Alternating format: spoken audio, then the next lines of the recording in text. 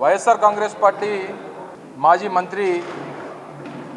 శ్రీ అంబటి రాంబాబు గారి ఇంటి మీద తెలుగుదేశం పార్టీకి చెందినటువంటి గూండాలు,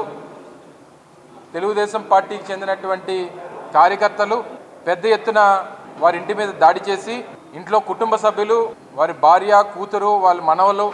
అందరూ ఇంట్లో ఉంటుండగా వాళ్ళని భయభ్రాంతులను చేసి గుంటూరు పట్టణంలో ఉన్నటువంటి వారి నివాసాన్ని, వారి నివాసంగా ఎదురుగా ఉంటున్నటువంటి వారి పార్టీ కార్యాలయాన్ని పూర్తిగా ధ్వంసం చేసినటువంటి పరిస్థితులు మనం చూసాం. తద్వారా ఈరోజు మనకు మరొకసారి ఈ రాష్ట్రంలో జంగిల్ రాజ్ ప్రభుత్వం తాలూకా వారి కార్యక్రమాలు మరొకసారి రుజువు చేశారు. ఏ రకంగా ఒక మాజీ మంత్రి మీద ఈ రాష్ట్రంలో వైఎస్ఆర్ కాంగ్రెస్ పార్టీకి పునాదుల నుంచి, ఈ పార్టీ ఆవిర్భావం నుంచి పార్టీ వాయిస్ని ప్రజల్లోకి తీసుకెళ్తూ గతంలో ఉమ్మడి రాష్ట్రంలో కానీ తర్వాత కానీ పెద్ద ఎత్తున ప్రజల పక్షాన పోరాటం చేస్తున్నటువంటి వ్యక్తి మీద ఈ దాడిని వైఎస్ఆర్ కాంగ్రెస్ పార్టీ తీవ్రంగా ఖండిస్తూ ఉంది. కేవలం ఈరోజు రాష్ట్రంలో జరుగుతున్నటువంటి కొన్ని ఇష్యూస్ని డైవర్ట్ చేయడం కోసం, ముఖ్యంగా ఈరోజు రాష్ట్ర వ్యాప్తంగా వైఎస్ఆర్ కాంగ్రెస్ పార్టీ ఏదైతే తెలుగుదేశం పార్టీ ఈ కూటమి ప్రభుత్వం ఒక తప్పుడు ప్రచారాన్ని కలియుగ దైవం వెంకటేశ్వర స్వామి ప్రసాదం మీద ఒక తప్పుడు ప్రచారాన్ని చేసి దాంట్లో వీరు చేసినటువంటి పాపాన్ని కడుక్కోవడానికి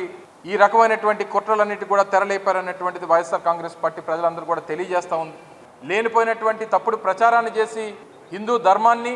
భక్తుల తాలూకా మనోభావాలతో ఆటలాడుకునేటువంటి కార్యక్రమం చేస్తారు. ఎక్కడ ప్రజల్లో తిరుగుబాటు వస్తుందనేటువంటి పరిస్థితి వచ్చినప్పుడు ఇటువంటి దాడులు చేసి ప్రజల తాలూకా ఆలోచనల్ని మార్చాలనేటువంటి కార్యక్రమం ఈరోజు కనబడతా ఉంది. నేరుగా ఒక మాజీ మంత్రి ఇంటికి వెళ్ళి దాదాపు 500-1000 మంది